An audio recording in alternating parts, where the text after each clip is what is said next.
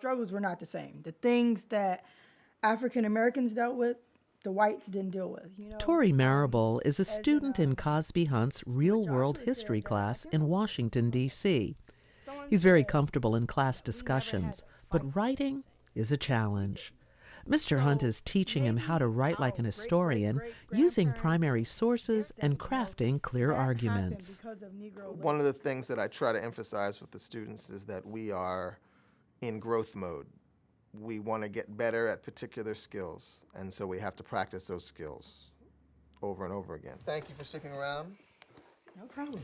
Mr. Hunt offers individual feedback to his students in writing workshops. And this year has really been my first year actually writing in history. And it's completely different from writing in English in these different subjects. So really interesting. I thought I did really great on this writing, and Mr. Hunt was like, this is great, but you can do more.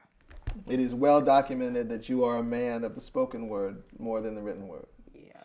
But we're gonna get you through this. Mr. Hunt teaches Torrey how to leverage his strong oral language skills in order to improve his writing.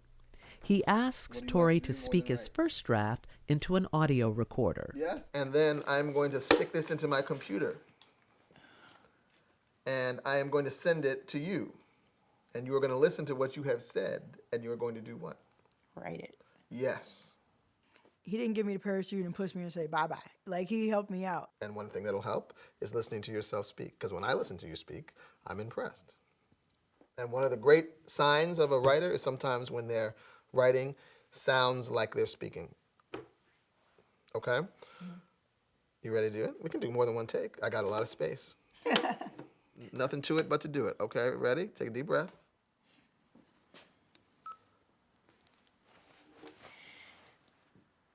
The time period of 1915 through 1970, the Great Migration took place. The Great Migration is when blacks migrated from the Jim Crow South to the North and West. They normally got to these places by the way of train or car. It's a process. And now coming up, I have to write a 3 to 5 page contextualization paper. And I'm excited about it. I feel like I'm prepared. I feel like he's prepared me. So when you get writer's block, I would take a few notes and then let Torrey do what Torrey does, which is speak. Record it on your phone and then get unblocked. While Mr. Hunt helps Torrey leverage his speaking skills to make him a better writer, with Ahmad Woodard, listening is the strength that brings power to his writing. One of the class's early assignments was to share mementos that told a story about their lives. And then Mr. Hunt asked each student to write a few sentences about their classmates based on those presentations. He wrote a paragraph about each student, and some of those paragraphs included quotations from the classmates, which blew my mind. Mr. Hunt has given me some feedback on my writing. When we did a quiz for this class, and he told me that I was the only one who used quotes for describing each one of my classmates, and that was something that I felt happy about, because, I don't know, coming to this class, I actually doubted myself. I actually felt that I placed myself under everyone else. So he's a listener. He is doing what historians need to do, which is he's documenting, he's internalizing things, and so perhaps his discomfort with writing is going away a little bit. And for him to tell me that I was the only one who put quotes in describing my classmates, it made me feel good, and it made me feel like I have potential and I can do something. Ahmad's classmate, Devin Daniels, is facing 2 issues in his writing. Mr. Hunt encourages Devin to present his arguments more directly and also to be more concise. All right, now I want to get into the nitty-gritty of the writing a little bit. Is your thesis in this first paragraph? It's not. Okay, so show me. So we know now that we're going to put it in the last sentence of the first paragraph. That's cool. Show me where it is.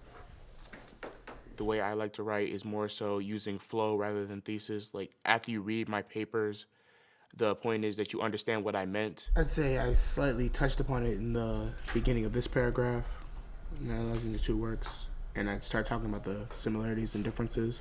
Okay, now you said slightly touched upon. You want your thesis to hit me in the face. It's so obvious. And then the body just becomes a reaffirmation of this argument that you've made right at the beginning. Now Mr. Hunt helps Devin to start writing more simply and clearly. I'm going to read something to you. Lehman holds more importance on the current state of ghettos and race relations. Very good.